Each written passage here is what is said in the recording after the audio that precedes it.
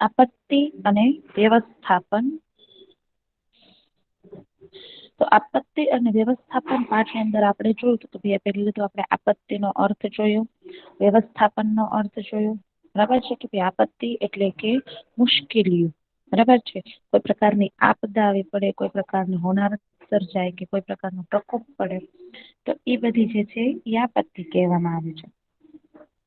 આપત્તિ આવે એટલે એની સાથે હંમેશા વિનાશ અને નુકસાન જે છે એ સાથે લઈને જ આવતી હોય છે. બરાબર છે, અને એના જે જોખમો છે એ પણ ઘણા બધા હોય છે. બરાબર છે, ઘણા જે છે એ અછત અને રાહત માટેની કામગીરી કરતા હોય છે. આવી રીતે જે આપત્તિઓ આવી હોય, આપત્તિ આવતાની સાથે સાથે જે બધું નુકસાન થયું હોય, બરાબર છે, અને લોકોની મદદ કરવા માટે ઘણા અછત અને રાહત કામગીરી કરતા હોય છે અને એની માટેના આયોજનો કરતા હોય છે. એટલે આ બધા જે આયોજનો કરતા હોય છે અને રાહત કામગીરીના કામો જે કરતા હોય છે એ વ્યવસ્થાપન કરવામાં આવે છે. બરાબર છે, ત્યારબાદ આપણે આપત્તિના પ્રકાર જોયા હતા કે આપત્તિ જે છે એ બે પ્રકારની છે. કુદરતી આપત્તિઓ અને માનવ સર્જિત આપત્તિઓ. કુદરતી આપત્તિઓમાં આપણને ખબર છે કે કુદરત દ્વારા જે આપત્તિઓ આવતી હોય બધી જ કુદરતી આપત્તિઓ કહેવાય. જેમાં ભૂકંપ છે, જ્વાળામુખી છે, દુષ્કાળ છે, દાવાનળ છે, પૂર છે, સુનામી છે, વાવાઝોડું છે. બરાબર છે, એવી જ રીતે માનવ સર્જિત આપત્તિઓ છે તો એમાં પણ આગ છે, ઔદ્યોગિક અકસ્માત છે, બોમ્બ વિસ્ફોટ છે, હુલ્લડો છે, આ બધું જે છે માનવ સર્જિત આપત્તિઓમાં આવે છે. અવાજ આવે છે બધાને મારો ક્લિયર? હા. ઓકે. ત્યારબાદ આપણે જોયું હતું કે ભૂકંપ વિશે આપણે ડીપમાં જોયું હતું કે ભૂકંપ કોને કહેવાય. આપણે એક વિડીયો પણ જોયો હતો. બરાબર ને, ભૂકંપ હા માટેનો. ભૂકંપ જે છે એ ખરેખર કેવી રીતે આવે છે અને ભૂકંપ જે છે એના કેવા પ્રકારના નુકસાનો થાય છે. તો કોઈને યાદ છે ભૂકંપ કેવી રીતે આવે છે? કોઈ કહેશે મને? મિસ, મને યાદ છે. બોલ તો બેટા. જમીનની અંદરની પ્લેટો હલી જાય ને તો બીજી પ્લેટને હલાવી નાખે અને એ બધી એને વાઇબ્રેટ થવા માંડે અને ભૂકંપ આવે. સરસ. જમીનની અંદર જે પ્લેટ રહેલી છે એ પ્લેટો જે છે એ મેગ્મા સાથે ફરતી હોય છે. બરાબર છે, જમીનની અંદર આ જયારે ફરતા ફરતા આ બધી જે પ્લેટો છે એ ક્યારેક એવું બને કે એકબીજાથી દૂર જતી હોય અને ક્યારેક એવું બને કે એકબીજાની નજીક આવતી હોય. તો જયારે નજીક આવતી હોય અને જો એકબીજા સાથે અથડાય તો ત્યાં આગળ ભૂકંપ થવાની શક્યતા રહે છે. બરાબર, અને ત્યાં ભૂકંપ થાય છે. બરાબર છે, અને ભૂકંપ થાય એટલે ઘણી બધી આવી જાનમાલની બીમારીઓ વેઠવી પડે છે. ભૂકંપ આવે ત્યારે શું કરવું જોઈએ, શું ન કરવું જોઈએ એ આપણે જોઈ લીધું કે ભાઈ રખવા દે ને બૂમાબૂમ ભૂકંપ ન કરવી જોઈએ. આવે કહું મેં, શું બેટા? ભૂકંપ આવે તો હું કરવું જોઈએ? બોલ તો. ભૂકંપ આવે ને તારે મીસે ને વાયર પાસે ન જવું જોઈએ અને હમ ખુલ્લા મેદાનમાં અડવું જોઈએ અને હમ મીસે છે ને રેડિયો હારે લઈ લેવાનું અને હમ જરૂરિયાતની વસ્તુ હારે લઈ લેવાની. વેરી રેડિયોમાં ગુડ. આપણને બધી માહિતી સમાચાર જે કહેવાય ને મીસી આવી જાય. સરસ. વેરી ગુડ, ખુબ સરસ. બરાબર છે, ભૂકંપ જે છે એ શેમાં મપાય છે? કયા એકમમાં મપાય છે?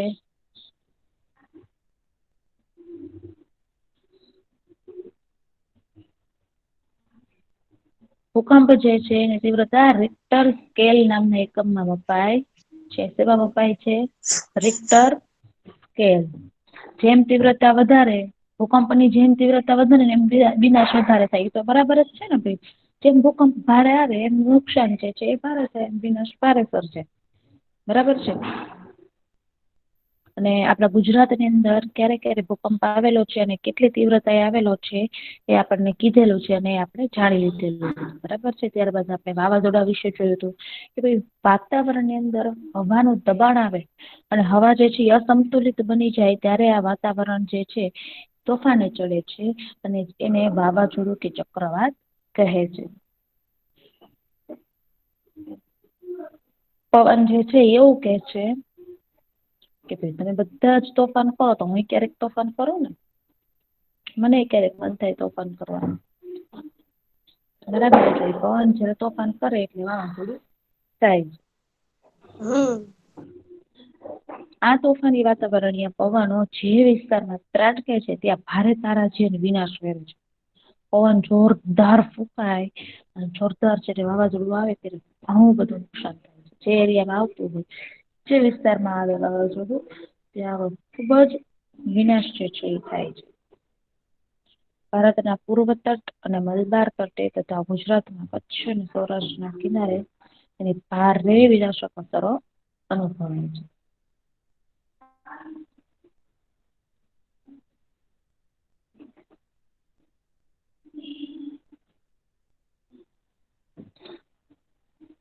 વાવાઝોડા સમય રાખવાની સાવચેતી એ આપણે જોયું હતું કે વાવાઝોડા પહેલા શું કરવું જોઈએ. કારણ કે વાવાઝોડું એવી વસ્તુ છે કે જેની આપણે આગાહી કરી શકીએ છીએ. બરાબર છે જયારે ભૂકંપ જે છે એનું કેવું છે ભૂકંપ જે છે એની આગાહી નથી થતી. બરાબર છે ભૂકંપ ની આગાહી નથી કરી શકાતી ભૂકંપ ઓચિંતા જ આવતો હોય છે. જયારે વાવાઝોડું છે એની આગાહી આપણે કરી શકીએ છીએ એટલે આગાહી થઈ જાય એટલે આપણે એની સાવચેતી રાખી લેવાની પેલેથી બધી તૈયારી કરી જ લેવાની. કારણ કે આપણને ખબર જ છે કે ભૂકંપ આવવાનો જ છે. બરાબર છે વાવાઝોડું આવવાનું જ છે. આપણને આગાહી કરી જ દે છે બરાબર ને કે ભાઈ આવવાનું છે એમ કરીને. તો આપણને ખબર પડી જાય કે વાવાઝોડું આવવાનું છે. તો આપડે પહેલેથી જ એની તૈયારી કરી લેવી જોઈએ તો એની પહેલા શું કરવાનું વાવાઝોડું આવે દરમિયાન શું કરવાનું વાવાઝોડું આવી ગયા બાદ શું કરવાનું આ બધું જ આપડે જોઈ લીધું તું બરાબર ને. તો મીન્સ હવે એક એવું વખત થાય કે બે આપત્તિઓ એક હારવાર આવે બે અથવા બે થી વધારે હા ક્યારેક આવી જાય ક્યારેક વાવાઝોડું આવી જાય અને સાથે સાથે ક્યારેક વરસાદ પણ એકદમ આવી જાય છે. પવન જે છે ને વરસાદ ને લાવવાનું કામ કરે અને વરસાદને બગાડવાનું કામ કરે બંને કામ કરે છે. તો ક્યારેક એવું બને કે વાવાઝોડું એટલું આવતું હોય ને વરસાદ સાથે સાથે આવતો હોય છે. ઘણી વખત તમે જોજો એટલે વધારે વિનાશ થાય. ચલો આ વાંચવાનું છે કોણ વાંચશે પેલા વાવાઝોડા પહેલા 105 હા વાંચ વાવાઝોડા સંભવિત વિસ્તારની વિગતો ચોકસાઈથી જાણી લ્યો તંત્રની સૂચના મુજબ સ્થળાંતરિત થઈ જાઓ દરિયાની નજીક નીચાણ વાળા ક્ષેત્રોમાં હોય તો ત્યાંથી દૂર ઊંચાણ વાળા વિસ્તારોમાં જતા રહો ખાવાની વસ્તુ ટોચ પીવાનું પાણી કપડા રેડિયો જરૂરી દવાઓ વગેરે તૈયાર કરી લ્યો વીજળી અને ગેસ ના જોડાણો બંધ કરી દો ચોક્કસ જાણકારી માટે રેડિયો સાંભળો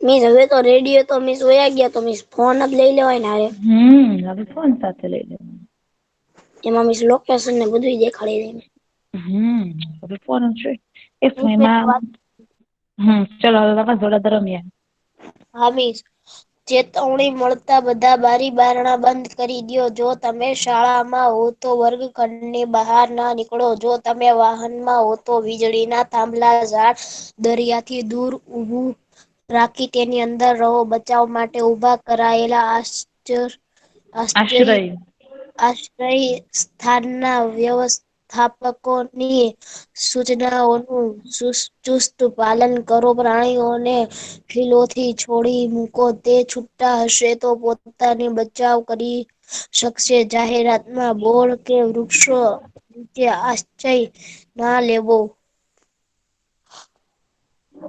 વાવાઝોડા બાદ હવામાન સાફ થઈ જાય પવન બંધ હોય તો પણ બહાર ના જશો અચાનક પવન અને વરસાદ આવી શકે છે લટકતા ખુલ્લા વાયરોથી દૂર રહો કુતુલ હલવશ એકત્ર થઈ રાહત અને બચાવ કાર્યમાં અવરોધ ના કરો તંત્ર દ્વારા સૂચના મળ્યા બાદ જ પરત ઘેર જવું રાહત અને બચવાની કામગીરીમાં મદદરૂપ બનો મદદ માંગવા સિવાયના ફોન ન કરવા બિનજરૂરી ફોન કરવાથી નેટવર્ક ઠપ થતા રાહત અને બચાવ કામગીરીમાં વિક્ષેપ પડે છે સરસ બરાબર ને આ બધું આપડે જોઈ લીધેલું હતું કે ભાઈ વાવાઝોડું આવે એ પેલા શું કરવું હતું કે ભાઈ આપડે ક્યાં વિસ્તારમાં છે એ પેલા આપણે જાણી લેવાનું છે બરાબર છે પછી જ્યાં રહ્યા હો જે આપણે રહ્યા હોઈએ, કદાચ આપણે બહાર ગયા હોય, ઘરની બીજે રહેવા ગયા હોઈએ, અથવા તો પિકનિક પર ગયા હોય કે ક્યાંય પણ ગયા હોઈએ, તો તંત્ર જ્યાં સુધી આપણને સૂચના ન આપે ત્યાં સુધી આપણે હલવું જોઈએ નહીં. અને આપણે તરત સ્થળાંતરિત થઈ જવાનું. આપણને ખબર છે કે આ જગ્યાએ વાવાઝોડું આવવાનું છે, તો આપણે ત્યાંથી અત્યારે થોડાક ટાઈમ માટે બીજી જગ્યાએ રહેવા જતું રહેવાય. પછી દરિયા નજીકના વિસ્તારોમાં એમ રહેવું નહીં, કારણ કે વાવાઝોડું આવે તો ગમે ત્યારે પાણીની સુનામી પણ લાવી શકે છે. વાવાઝોડું આવે એટલે સુનામી લાવે. ભૂકંપ આવે તો સુનામી લાવે, બરાબર છે. વાવાઝોડું આવે તો પૂર આવે, બરાબર છે. પાણીને ધસવીને લાવે. એટલે આપણે એવા વિસ્તારોથી દૂર જતા રહેવું જોઈએ. ખાવાની વસ્તુઓ જે છે, ટોર્ચ છે, પીવાનું પાણી, કપડાં, રેડિયો, પછી દવા, કોઈને દવાની જરૂર પડતી છે, દવા વગર ન ચાલે, તો બધી વસ્તુઓ છે સાથે એક સરખી રાખી પછી જ બહાર નીકળવું. વીજળી અને ગેસના જોડાણો છે એ બધા બંધ કરી દેવા, અને રેડિયો સાંભળતા રહેવો. અને જ્યાં સુધી આપણને ચેતવણી મળે તે તરત જ બારી બારણા છે બંધ કરી દેવાના. વાવાઝોડું આવવાનું છે ખબર પડી એટલે તરત બારી બારણા બંધ કરી દેવાના. સ્કૂલમાં હોઈએ આપણે તો વર્ગખંડની બહાર નહીં નીકળવાનું, એટલે કે ક્લાસરૂમની બહાર નીકળવાનું નથી. વાહન ઉપર હોય તો વીજળીના થાંભલાને નહીં અડવાનું, ઝાડ પાસે નહીં જવાનું, કારણ કે ગમે ત્યારે પડી શકે આ બધી વસ્તુ. દરિયા જે છે એનાથી પણ દૂર ઊભું રાખવાનું. બચાવ માટે ઉભા કરેલા આશ્રય સ્થાનના વ્યવસ્થાપકોની સૂચનાઓનું ચુસ્ત પાલન કરો. બચાવ માટે આપણે આશ્રય સ્થાનમાં ગયા હોય ઘણા લોકો રહેવા માટે, બરાબર છે. ઘરે એનું ઘર પડે એવું હોય અથવા ઘર ન હોય, અથવા તો કઈ હલવાઈ ગયા હોય એવું બને, તો એ લોકોએ આશ્રય સ્થાનમાં રહેવું પડે. આશ્રય સ્થાનમાં રહે એટલે એના જે વ્યવસ્થાપકો હોય એ જે પ્રમાણે સૂચના આપે એ જ પ્રમાણે આપણે એનું પાલન કરવું જોઈએ, ચુસ્તપણે પાલન કરવું જોઈએ. પ્રાણીઓ જે હોય એને ખીલ્લે બાંધેલા હોય તો વાવાઝોડા દરમિયાન એને ખુલ્લેથી છોડી મૂકવા જોઈએ, કે જેથી કરી અને એ પોતે ગમે ત્યાં દોડાદોડી કરીને પોતાનું જીવન બચાવી શકે છે, બરાબર છે. જાહેર રસ્તા, બોર્ડ હોય, વૃક્ષો હોય તો એ બધાથી દૂર રહેવું, કારણ કે પવનથી ગમે ત્યારે આપણી ઉપર પડી શકે છે. પછી અચાનક પવન ને બધું બંધ થઈ ગયું, આપણને એમ થાય હવે વાવાઝોડું જતું રહ્યું, ચલો હવે બહાર નીકળીએ. જોવા, બધાને જોવાનો પાછો બહુ શોખ, જોવા માટે બહાર જાય ને ત્યાં પાછો પવન આવી શકે, પાછું વાવાઝોડું આવી શકે છે. તરત બહાર નહીં નીકળવાનું. વાયરો જે છે એ ખૂબ જ લટકી ગયા હોય એ દરમિયાન, કારણ કે પવનનું જોર એટલું હોય કે વાયરોને તોડી નાખેલા હોય થાંભલામાંથી, તો એવા વાયરો જે છે નીચે લટકતા થઈ ગયા હોય, તો એવા વાયરોને બિલકુલ અડવાનું નહીં.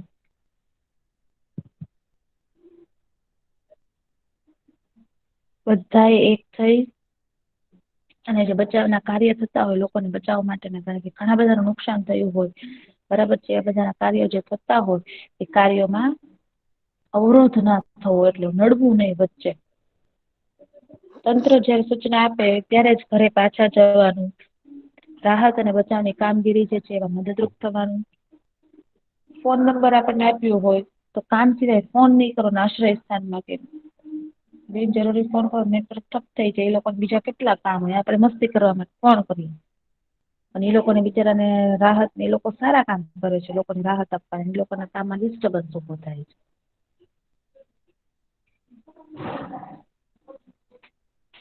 હવે આવે છે સુનામી. સમુદ્ર કે મહાસાગરના તળિયે થતા ભૂકંપ અને જ્વાળામુખીના વિસ્ફોટથી કે મોટા પાયા પરના સમુદ્રમાં થતા ભૂસ્ખલનથી પેદા થતા વિનાશક મોજા સુનામી કહેવાય છે. જો ખાસ યાદ રાખજો, સુનામી કોને કહેવાય. સમુદ્ર કે મહાસાગરના તળિયે થતા ભૂકંપ અને જ્વાળામુખીના પ્રસ્ફોટનથી કે મોટા પાયા પરના સમુદ્રમાં થતા ભૂસ્ખલનથી પેદા થતા વિનાશક મોજા સુનામી કહેવાય છે. સમુદ્રની અંદર તે ભૂકંપ આવે, બરાબર છે. કારણ કે અંતે સમુદ્ર નીચે તો જમીન હોય જ ને, ગમે તે સમુદ્ર હોય કે ગમે એવું મોટું હોય, નીચે તો જમીન હોવાની જ, બરાબર છે. તો ત્યાં આગળ ભૂકંપ આવે અથવા તો જ્વાળામુખી ફાટે તો એનાથી શું થશે? ભૂકંપ આવશે અંદર, અને એનાથી મોજા જે છે એકદમ ઉછળશે, સુનામી જેવી પરિસ્થિતિ જે છે ઉભી કરશે. જો ઘણાને સુનામી અને પૂરમાં ખબર નથી હોતી કે ભાઈ પૂર કે સુનામી બંને એક જ થયું ને, ઘણા ને એવું હોય, પણ ખરેખર બહુ અલગ છે. સુનામી જે છે એ કેવી રીતે આવે છે, તો કે સમુદ્ર કે મહાસાગરના તળિયે જ્યારે ભૂકંપ આવે, બરાબર છે, ત્યારે સુનામી આવે છે. જ્યારે પૂર ક્યારે આવે, તો કે ભાઈ નદી તળાવ હોય એમાં વધારે પડતો વરસાદ પડી ગયો અને પાણી જે છે છલોછલ ભરાઈ ગયું, એના લીધે પૂર આવે, બરાબર છે. આ સુનામી અને પૂરમાં આમ ઘણો ફેર છે. જોકે સુનામીની ઉત્પત્તિ માટે સાગર તળે થતા ભૂકંપો કારણભૂત છે. સાગરના તળિયે એટલે કે સમુદ્ર જે છે એના નીચેના સાવ તળિયે તો અંતે જમીન જ હોવાની, ગમે એટલું ઊંડું પાણી હોય પણ તળિયે તો જમીન જ હોય ને.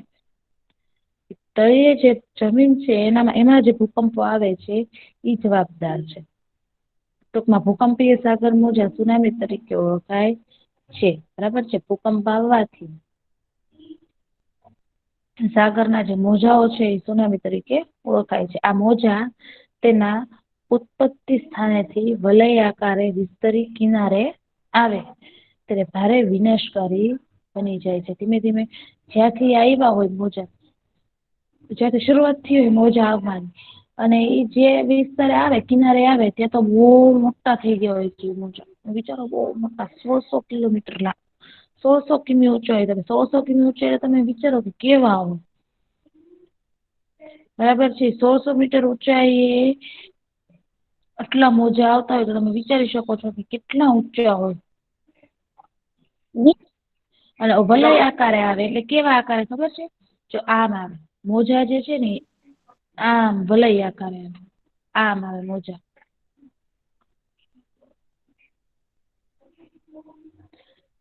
તેની ઝડપ કિનારે ઓછી થતા તે વધુ ઊંચાઈ ધારણ કરે છે. બોલો.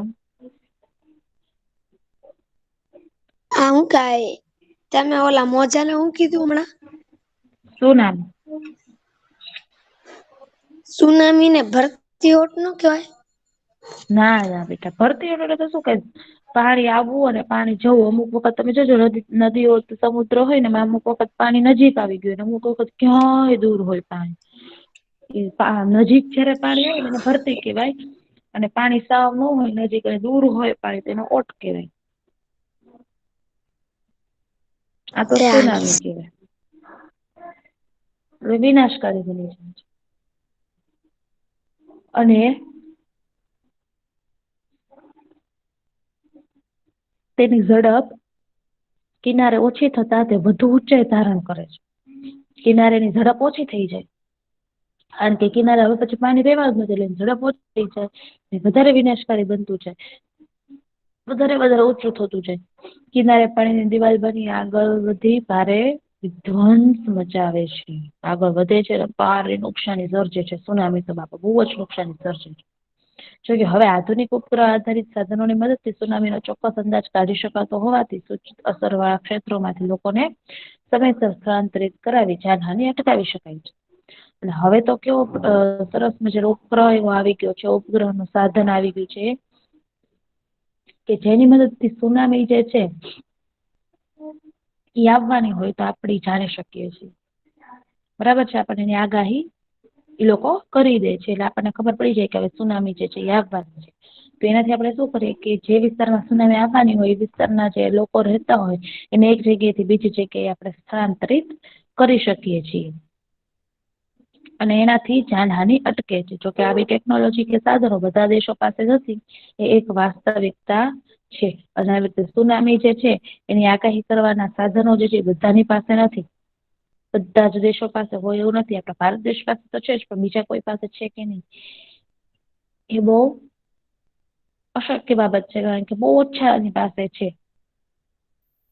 કે જેનાથી સુનામી જે છે એ આવવાની છે કે નહીં એની આગાહી આપણે કરી શકાય જે મશીનથી. 26 ડિસેમ્બર 2004 ના રોજ આવેલા મહાવિનાશક સુનામીમાં હિન્દ મહાસાગરના તટવર્તી દેશો પૈકીના થાઈલેન્ડ, ઇન્ડોનેશિયા, ભારત, શ્રીલંકા વગેરે દેશોમાંથી લગભગ 2 લાખ લોકોએ જાન ગુમાવ્યા હતા. સુનામી આવેલી છે, થાઈલેન્ડમાં આવેલી છે, ઇન્ડોનેશિયામાં આવેલી છે, ભારતમાં આવેલી છે, શ્રીલંકામાં આવેલી છે. 2 લાખ લોકો આમાં મરી ગયા હતા સુનામી વખતે.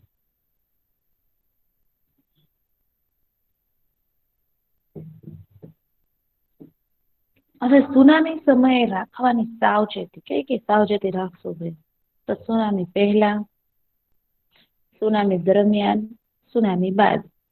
સમુદ્ર કિનારાથી દૂર ખસી જવું. આપણને ખબર જ છે કે સમુદ્ર કિનારે તો રેવાય જ નહીં. રેવાય. રેડિયો પર આવતી સૂચનાઓ મુજબ વર્તો. આપણને રેડિયો શરૂ કરીએ ને આપણે જે ન્યૂઝ આવતા હોય એમાં રેડિયો ની અંદર આપણને જે ન્યૂઝ આપતા હોય અને એની અંદર આપણને સતત વારંવાર કહેતા હોય આમ કરો આમ ન કરો બધું જ આપણને કેતા હોય તો એ લોકોની સૂચનાઓનું પાલન કરવું જોઈએ. સમુદ્રના મોજા અસાધારણ ઉછળે વિચિત્ર અવાજો આવે તો આ પૂર્વ ચેતવણીના સંકેતો છે. તો તરત કિનારાથી દૂર જતા મોજા એકદમ મોટા મોટા ઉછળવા માંડે ઓચિંતાના વિચિત્ર અવાજો આવવા માંડે આ બધા જે છે આપણને પહેલા ચેતવણી નો સંકેત આપે છે તેથી આપણે કિનારાથી દૂર જતા રહેવું જોઈએ. કિંમતી સામાન હોય ખોરાક હોય પીવાનું પાણી હોય દવાઓ હોય ટોર્ચ હોય બધી જ ચીજ વસ્તુઓ જે જરૂરી છે એ બધી સાથે રાખવાની છે. ઉચ્ચાણ વાળી જગ્યા હોય એને નહી છોડવાની જ્યાં ઊંચાઈ વાળા વિસ્તારોમાં રહેતા હોય એને નહીં છોડવું જોઈએ કારણ કે સુનામીથી અસર નીચાણ વાળા વિસ્તારો ઊંચાઈ વાળા વિસ્તારોને નહીં સુનામી જોવાનો પ્રયત્ન ના કરો. સુનામી જોવી છે તેની કઈ જોવાની વસ્તુ છે નહી ક્યારે સુનામી જોવાના પ્રયત્ન કરતા નહી. તંત્ર દ્વારા આપાતી સૂચનાઓ ચુસ્ત રીતે પાલન કરો તંત્ર દ્વારા જે સૂચનાઓ આપવામાં આવે સૂચનાઓનું પાલન કરવું જોઈએ કારણ કે આપણી ભલાઈ માટે જ હોય છે. કિનારાના ઊંચા મકાનો પણ આશ્રય માટે સલામત નથી હોતા તેથી ત્યાં ના જાઓ કિનારો હોય સમુદ્ર કિનારો કે દરિયા કિનારો એમાં ઊંચા ઊંચા મકાનો બહુ બાંધેલા હોય કિનારે તો ભલે ત્યાં બાંધેલા ઊંચે મકાનો આશ્રય માટેના પણ ત્યાં જવાનું નહીં કારણ કે ત્યાં તો સુનામી આવવાનું છે ગમે ત્યારે આપણને પકડીને લઈ જાય. બરાબર છે પછી સુનામી બાદ શું કરવું સુનામી આવી ગઈ પછી આપણે શું કરવું તો કે જે રેડિયો છે ટીવી છે કે સોશિયલ મીડિયા પર આવતી આધારભૂત વિગતો મુજબ વર્તો આપણને રેડિયોમાં ન્યૂઝમાં બધામાં આપણને કહેતા હોય છે આમ કરો આમ ના કરો હવે તો વોટ્સએપમાં મેસેજ આવે બધા આપણને કેતા હોય બરાબર છે કે ભાઈ આમ કરવું તેમ કરવું બરાબર છે એટલે હવે તો બધી સોશિયલ મીડિયા ઉપર નવી વિગતો જે છે એ આવતી જતી હોય છે. તો એ મુજબ આપણે વર્તવું તંત્ર દ્વારા સૂચના મળ્યા બાદ જ ખાલી કરેલા વિસ્તારમાં જવું આપણને તંત્ર કે હવે અહીંથી તમે ખાલી કરો ને અહીંથી હવે તમે જઈ શકો છો. તો જ આપડે ત્યાંથી હટવું બાકી એ જગ્યાને છોડવી નહી ક્યારેક અગાઉ કરતા વધુ ઊંચા મોજા પાછળથી આવી શકે છે. પેલા થોડીક વાર આવીને જતા રહ્યા હોય પછી પાછળથી એનાથી ઓછા મોજા આવે એટલે આપડે બહાર નઈ નીકળી જવાનું તરત પોતાના મકાનના સલામતીની ખાતરી ના થાય તો પ્રવેશ ના કરો આપણને એમ થાય કે મારા મકાનમાં જ મારું જોખમ છે અત્યારે તો ત્યાં નહી જવાનું પાણી ગેસ કે વીજળીના જોડાણોમાં આવેલા ભંગાણની જાણ તંત્રને કરો કારણ કે આમાં પાણી જે છે ગેસ છે પછી વીજળી છે ત્યાં સુનામીના કારણે ઘણું બધું ભંગાણ થયું હોય તો એની જાણ તંત્રને કરો અને સરખું કરાવો. આવે છે ને અવાજ બધાને કે સુઈ ગયા છો બધા આવે છે. આવે છે. તો બરાબર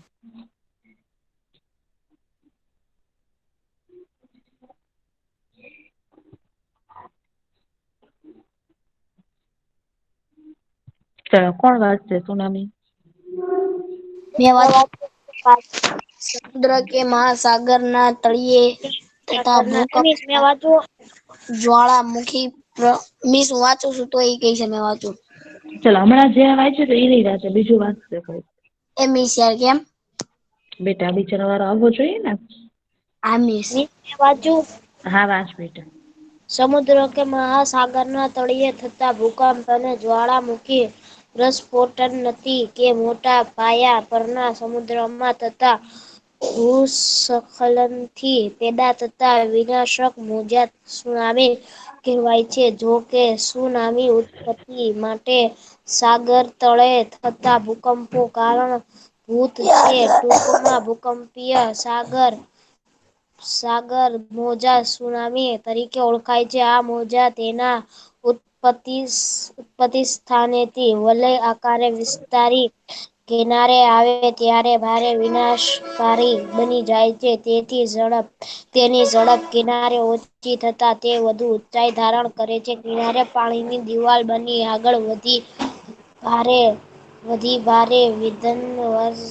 મચાવે છે જોકે હવે આધુનિક ઉપગ્રહ આધારિત સાધનોની મદદથી સુનામીનો ચોક્કસ અંદાજ કાઢી શકાતો હોવાથી સૂચિત અસર વાળા ક્ષેત્રોથી લોકોને સમયસર સ્થળાંતરિત કરાવી જાનહાનિ અટકાવી શકાય છે. જોકે આવી ટેકનોલોજી કે સાધનો બધા દેશો પાસે નથી એ એક વાસ્તવિકતા છે.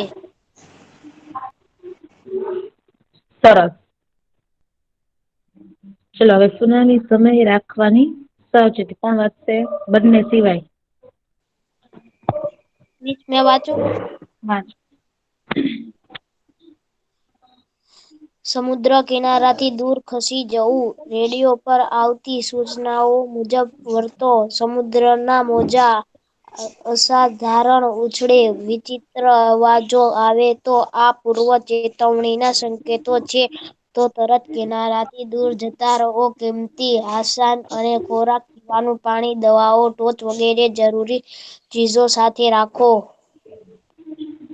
સુનામી દરમિયાન ઊંચાણ વાળી જગ્યા ના છોડશો. સુનામી જોવાનો પ્રયત્ન ના કરો. તંત્ર દ્વારા અપાતી સૂચનાઓ ચુસ્ત રીતે અનુસરો. કિનારાના ઊંચા મકાનો પણ આશ્રય માટે સલામત નથી તેથી ત્યાં ના જાઓ. સુનામી બાદ રેડિયો, ટીવી કે સોશિયલ મીડિયા પર આવતી આધારભૂત વિગતો મુજબ વર્તો. તંત્ર દ્વારા સૂચના મળ્યા બાદ જ ખાલી કરેલા વિસ્તારમાં જવું. ક્યારેય અગાઉ કરતા વધુ ઊંચા મોજા છે. પોતાના મકાનમાં સલામતીની ખાતરી ના કરો. પાણી, ગેસ કે વીજળીના જોડાણોમાં આવેલા ભંગાણની જાણ તંત્રને કરો. સરસ.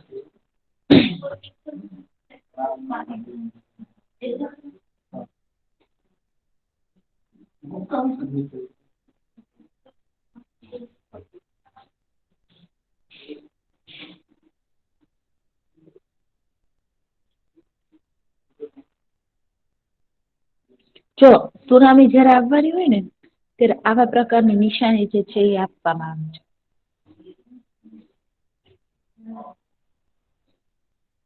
સુનામી આવવાની આગાહી આપણને ખબર પડી હોય તો આપણને ત્યાં આવું બોર્ડ મારી દેવામાં આવે છે લિવિંગ એટલે છોડી દો આ એરિયાને. સુનામી હેઝર્ડ ઝોન બરાબર છે. સુનામી જે છે આવવાની સંભાવના ધરાવતા ઝોન છે એટલે અહીંયા આગળ ન રહ્યો. અહીંથી દૂર રહ્યો. બરાબર છે. ત્યાં આગળ આવું બોર્ડ મારી દેવામાં આવેલું હોય છે.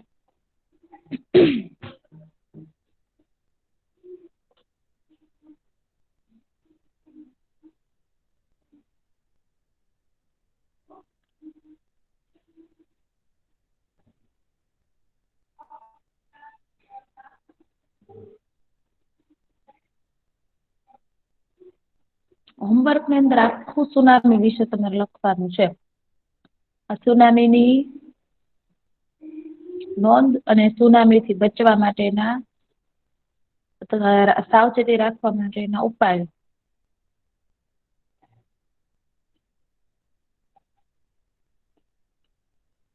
ચલો કોણ મને મોઢે કહેશે કે સુનામી આવે ત્યારે આપણે કઈ તકેદારી રાખવી જોઈએ?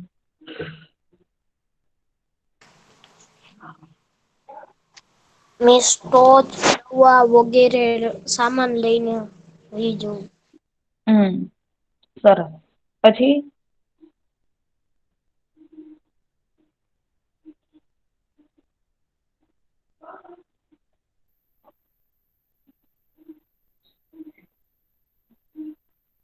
પછી બીજું કોણ બોલશે? મેઈન તો સુનામી ક્યાં આવે?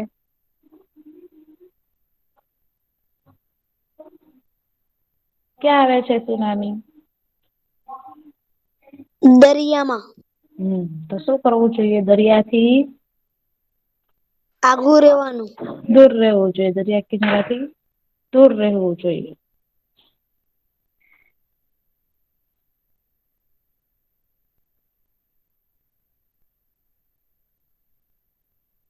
તંત્રની સૂચનાઓનું પાલન કરવું જોઈએ. પાલન શું કરવું બેટા? જોઈએ. પાલન કરવું. પછી મી સોલા પશુપાલનોની ખીલ્લી ઈ વાવાઝોડામાં આવશે બેટા. ઈ વાવાઝોડામાં આવશે.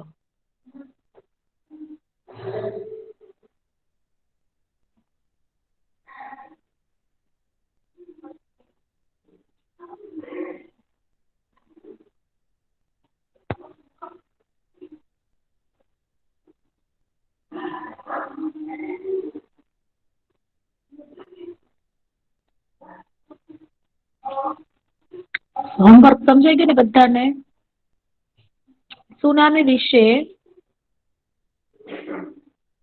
એક વખત લખવાનું છે આખું.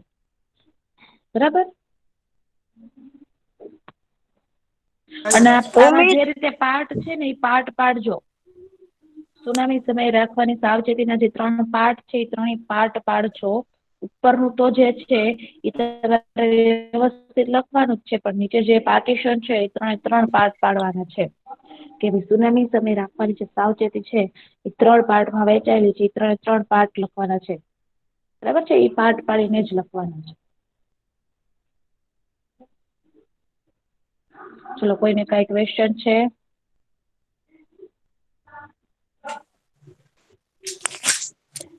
કોઈને એટલે કઈ મેં ક્વેશ્ચન? ચારે તો પાઠ પાડીને લખવાના જ ને બીજા આપણે આપણી રીતે લખવાના. ના ના બેટા, આ 3 પાર્ટ પાડીને જ લખવાના છે. આ ઉપરનું લખવાનું છે સુનામી વિશે માહિતી, ઇન્ફોર્મેશન ની પ્રસ્તાવના. બરાબર છે? અને પછી આ લખવાનું છે. પણ આ જે 3 પાઠ પડેલા છે ને અલગ અલગ, એમ 3 પાઠ પાડીને લખજો. સુનામી પહેલા, સુનામી દરમિયાન, સુનામી બાદ. એમ 3 પાઠ પાડીને લખવાના.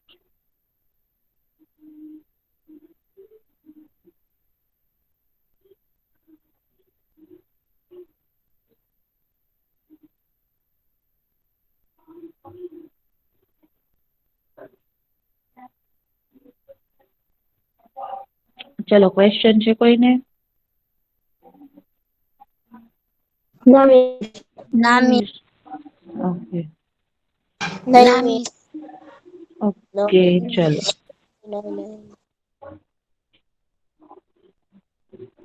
હોમવર્ક છે રેગ્યુલર કરજો.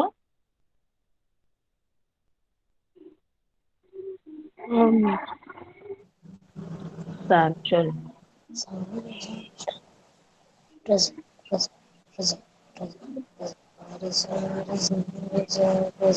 માઇક મ્યુટ કરી દો તો. કોનું માઇક ઓન છે?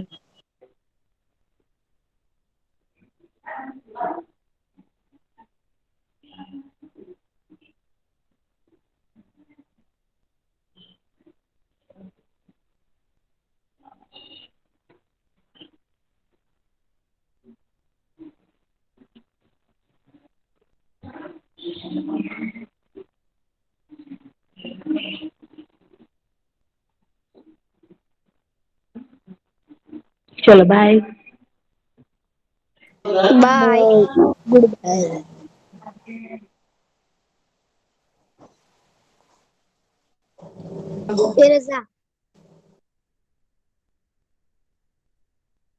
મને ઓલા ચાટ નો ફોટો મોકલને.